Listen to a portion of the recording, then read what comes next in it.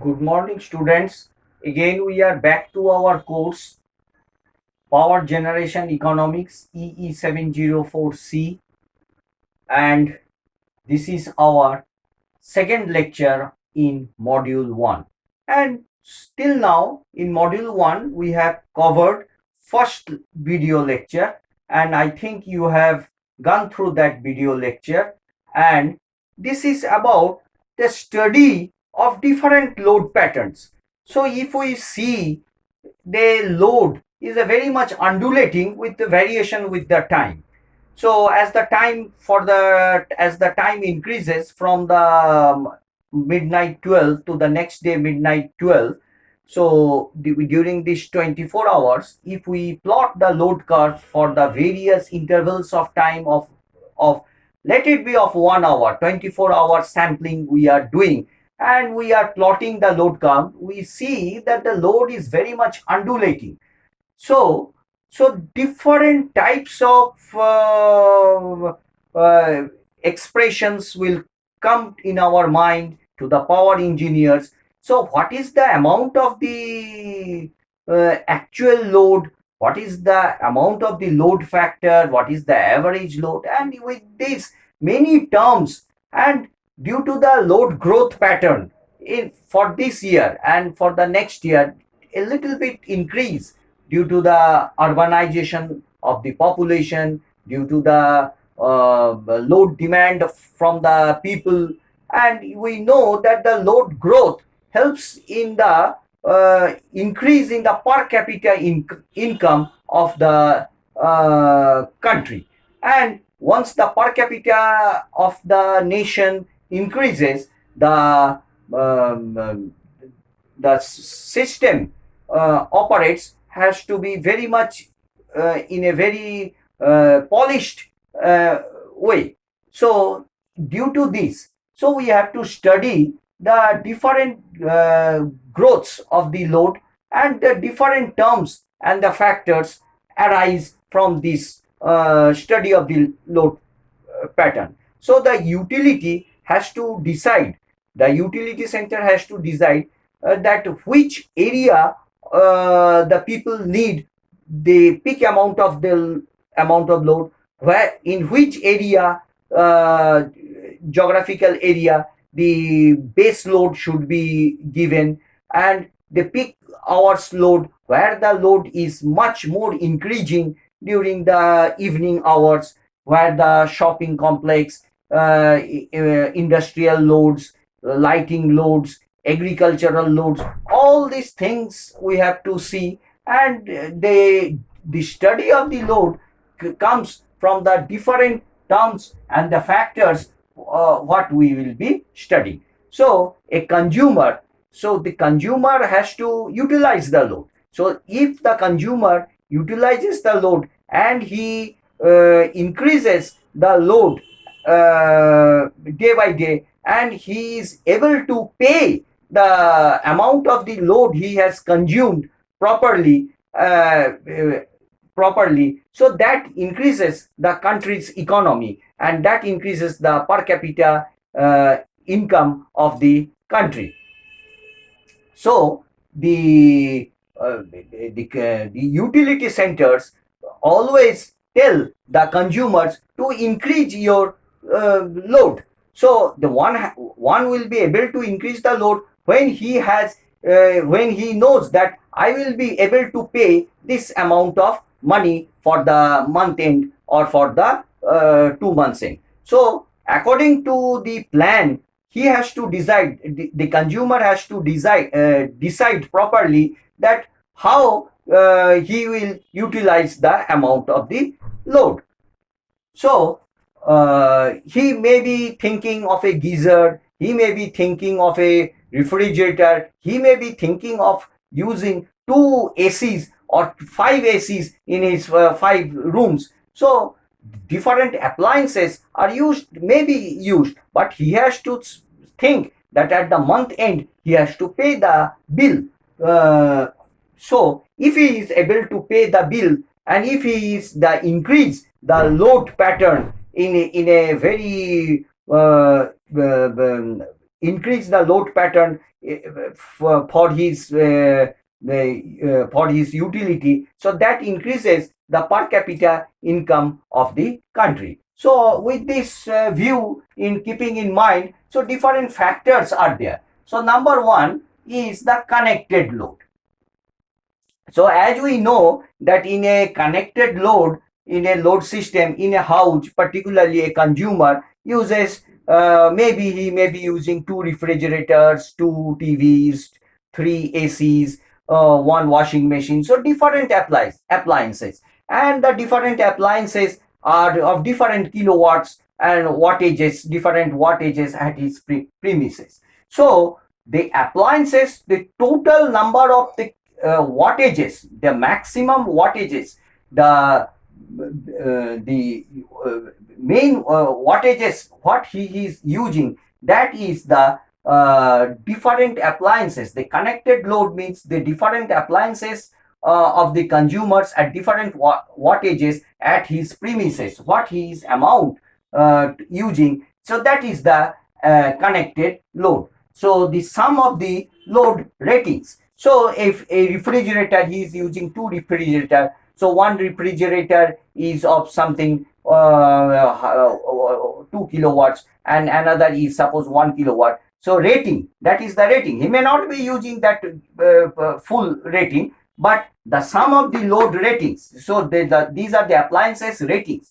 So those ratings are known as the sum. If you add the appliances, the ratings of the appliances, that becomes the connected load of the consumer. So you can write down a consumer, for example, a domestic consumer may have several appliances rated at different wattages. The sum of these ratings in her connected load. The connected load is the sum of the ratings of the apparatus installed at the consumer's premises. So this is, I think you have understood the connected load. Now the maximum demand. So as the term, the load is virtually equal to the demand and the maximum demand. So maximum demand states that it is the maximum load used by the consumer at any time. Suppose during the fourth period, he is using the maximum load. So he, during the fourth period, during the maybe during the afternoon session from 2 to 4, this period, these 2 hours, he is running the ACs because as in the summer season. So the maximum demand should be equal and other appliances are off. So the maximum demand what he is using, maybe he is not using that at that time the TVs, and he may be not be using the washing machine. So but he is using in that room where he is staying, he is running the AC. So the maximum demand at that time, the maximum demand is always equal, is always less than or equal to the connected load. So that is the maximum load used by the consumer at any time. So during this period, suppose we have broken up the 24 hours into 6 periods or 4 hours duration. So during this 4 hours, suppose in the third period, he is using the maximum load. So the maximum load used by the consumer, that is the maximum demand. So that should be always less than the connected load. So maximum demand, you can write down, it is the maximum load used by the consumer at any time. It can be less than or equal to the connected load. If all the devices connected in the consumer's house run to their fullest extent simultaneously, then the maximum demand will be equal to the connected load. But generally, the actual maximum demand will be less than the connected load, since all the appliances are never used at full load at any time. So actually the maximum demand should be less than the connected load because you are not using any of the all the appliances at the certain time.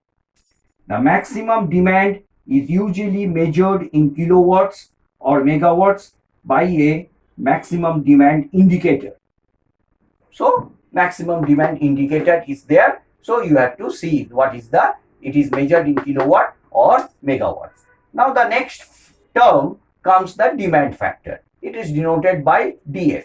So it is what? It is the simple ratio of the maximum demand by the connected load. So how much the maximum demand you have used in a certain day, and the total the connected loads, that sum of the ratings, so that becomes the demand factor. So you can write down, it is the ratio of the maximum demand to the connected load and is called the demand factor. So what is the demand factor? So from the connected load and the maximum demand, you have understood that the maximum demand is always less than the connected load for any time, at any period of time. So the demand factor comes from here, that is the maximum demand by the connected load. So in the numerator it will be the maximum demand, and in the denominator it will be the connected load. So obviously this is less than this, the connected load is always greater, so it is always a fraction. Now the next term comes the average load. So there are three parts: the daily average load, monthly average load, yearly average load. So daily average load, kilowatt hour, the energy consumed in one day by 24 hours. Monthly average load is kilowatt hour in one day. So this numerator remains same. So how much energy you are using. So from the energy meter, we can we can see that how much in a house. We can also see the how much energy has been used in a single day. Suppose today morning 8 a.m. we will be seeing what is the reading, and the next day morning we will be seeing. Subtracting this, we will be knowing that how much kilowatt hour. So if we want to find out the daily average load, we can find out that energy consumed by 24. Monthly, that any day, any particular day divided by 30 into 24, because in a month we always calculate number of days as 30. And the yearly, it is the average load, yearly average load, that the energy consumed in a day by 365 into 24, because in a year we are counting as 365 days. So this is all about your demand factor and average factor, average load. The next term comes about the load factor. Now load factor is denoted by LF. It is the ratio of the average demand by the maximum demand. So what is the average demand?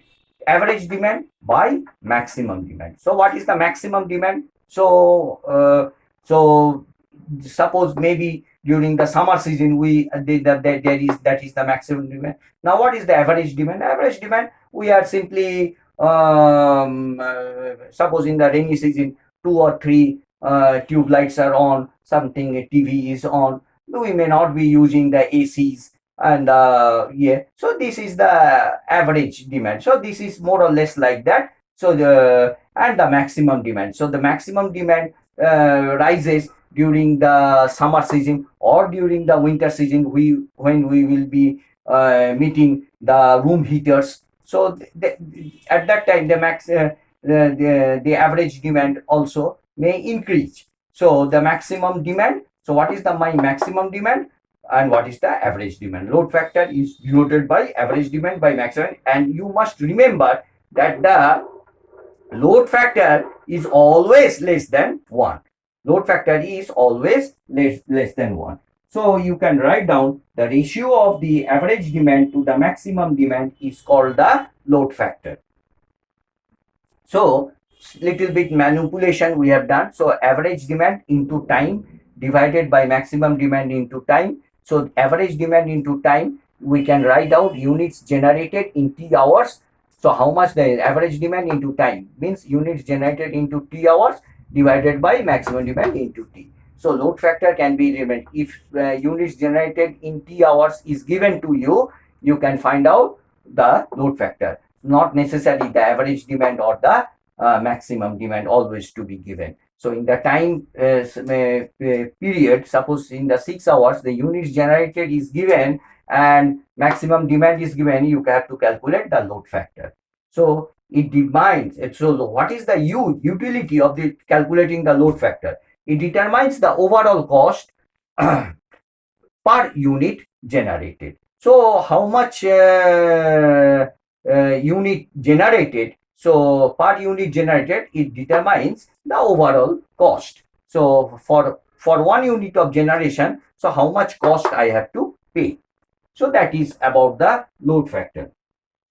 So you may be writing down the load factor may be a daily load factor, a monthly load factor, or an annual load factor.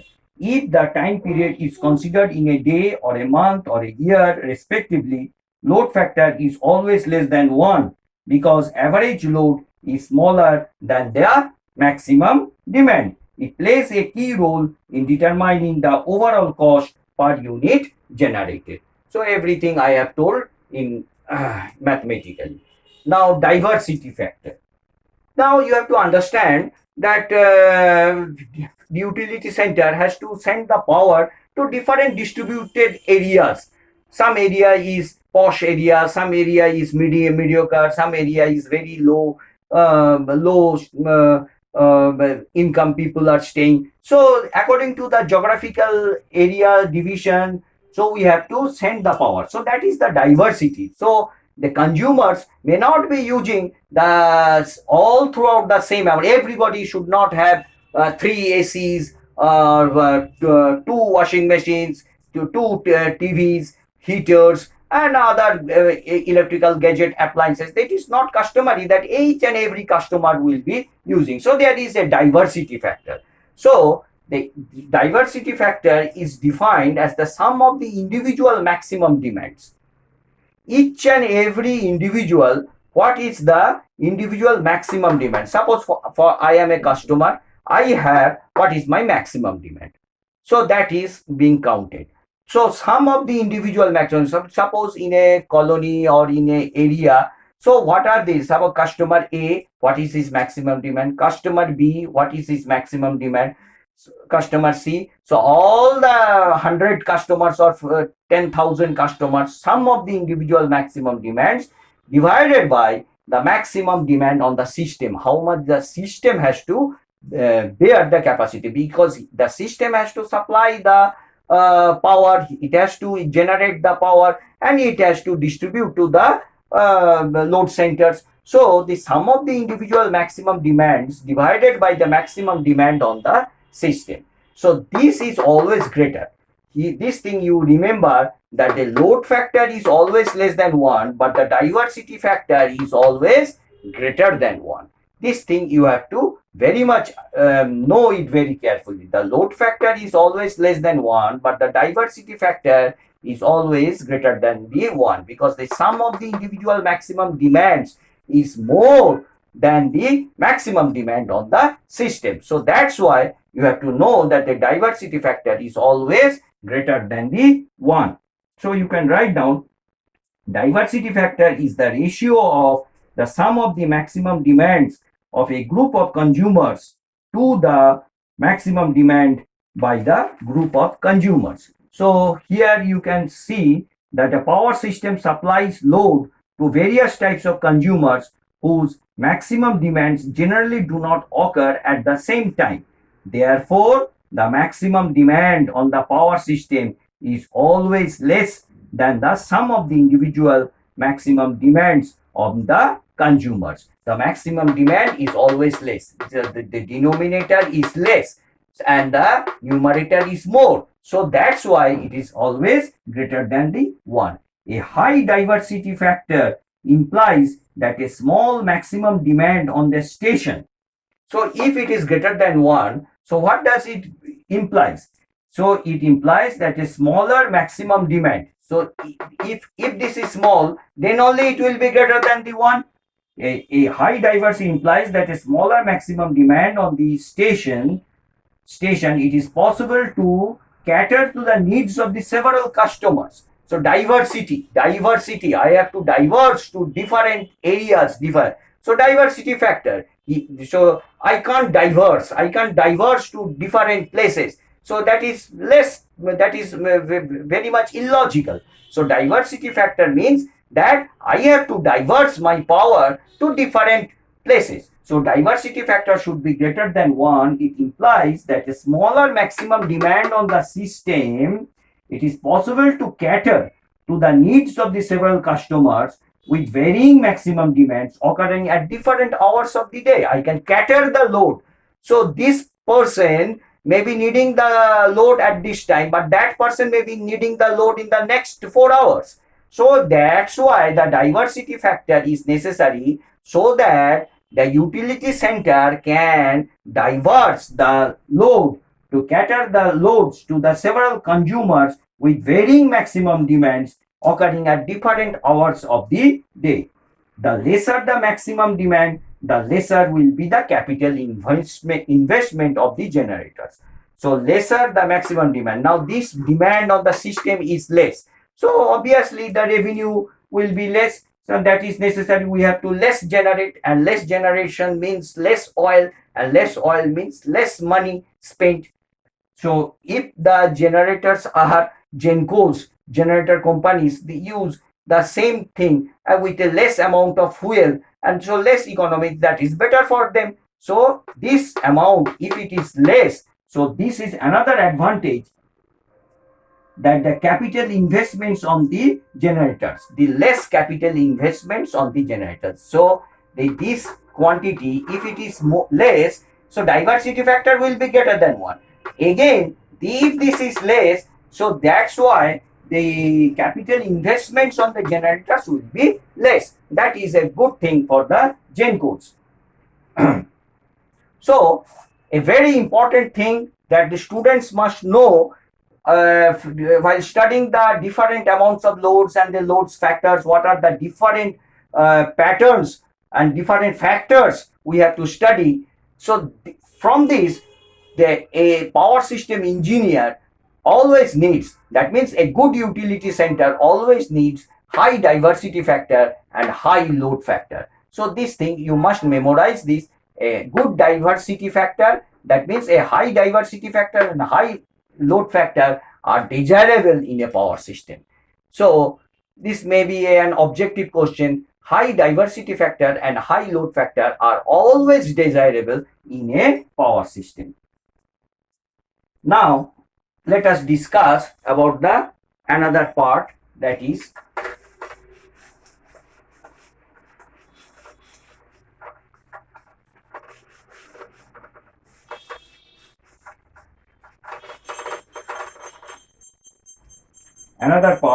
plant capacity. A very important thing, a plant capacity. Now what is plant capacity? The name itself suggests what is the capacity of that plant. It is the capacity or power for which a plant or station is designed. It is the capacity of the plant for which it is designed. For which it is designed. So I am designing a generating plant to be of 200 megawatts. So that is I am designing such a, so this is the plant capacity. So it should be slightly more than the maximum demand. So capacity, plant capacity, this thing you must be knowing. This is a very important term. Plant capacity should be slightly more, little bit greater than the maximum demand. Obviously. So if the maximum demand, suppose this term is like this. Suppose we are going to from one place to another. I know that my expenditure will be 100 rupees. So I must keep at least 50 rupees extra, so that if for the case of the emergencies or some unfavorable conditions I can use. So that is the plant capacity. So the plant capacity, what is the capacity for which it is designed, and it should be always little bit less greater. It should be always little bit greater than the maximum demand. Now what is plant capacity factor? Plant capacity factor. This is one of the most important also terms. The plant capacity factor is known as the average demand Average demand. Now what is my average demand? So what is the generally the people base demand that is needed by the maximum installed capacity? Maximum installed capacity. So what is the capacity of my maximum installed capacity? What is the installed capacity and what is the average demand? That depends the plant capacity factor. So we can also define the capacity factor, that rather you can say that the plant capacity factor is load factor into another term that is known as utilization factor. Plant capacity factor can be also written as load factor into utilization factor. So plant capacity, average demand by maximum installed capacity. Plant capacity factor can be also written as load factor into utilization factor. Now what is the utilization factor? Utilization factor is also known as plant use factor. Plant use, how much we are using, how much we are using, how much factor we are using that plant, that utilization, we are utilizing that plant, how much we are utilizing. So utilizing factor is also known as the plant use factor. So how much we are using. So the plant use factor you can write like this.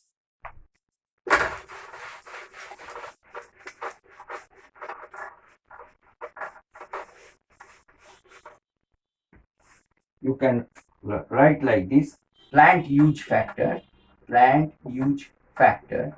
So that is also known as the or utilization factor or plant use factor. That is also known as the utilization factor. That is the station output. So how much output we have to produce to the consumers? Station output in kilowatt hour, in kilowatt hour, divided by plant capacity, plant capacity into use of hours, how many hours it has been used. So this is a very important term, plant utilization factor or plant use factor, rather you can say plant use factor or the utilization factor or the utilization factor. So that is known as station, station, station output, station output in kilowatts. So how much we have to produce the power, what is the output we are giving to the consumers, the station output divided by plant capacity, what is the installed capacity, and how much we have used for the hours. So how much we have used. So that is known as the utilization factor. So another term is the firm power. Another term is known as the firm power.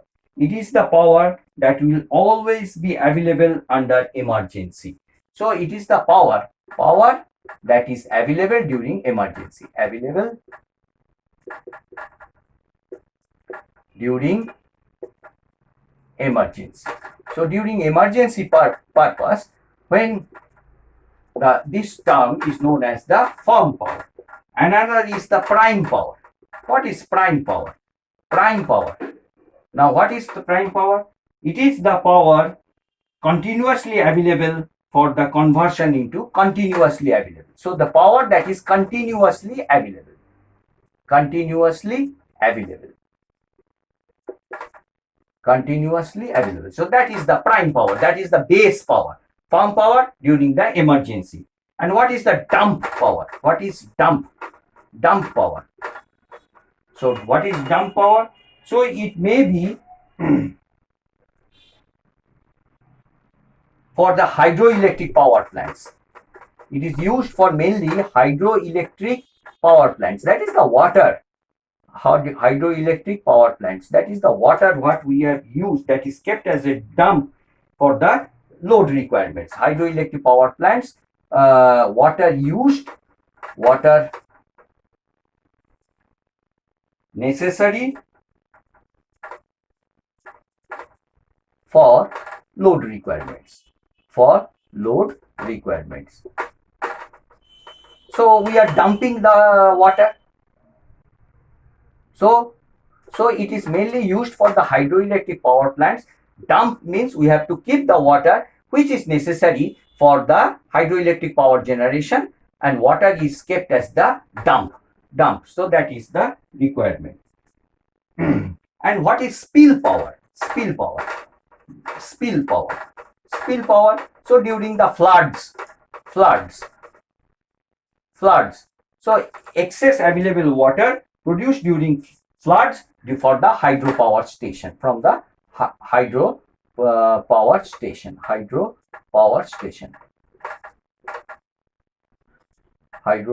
station. So during the floods, we have to use that water as the spill power for the hydro. In heavy rainy season, we have to use the water which has been used during the floods for the hydropower station. So these are also some of the basic terms. So students, go through all these terms and be familiar with these terms. One or two practice is necessary. So if these terms are very much clear to you, you can design the system and you can use the concept of the diversity factor, load factor, and the utilization factor, and the use factor, all these things to design the system. Thank you, students.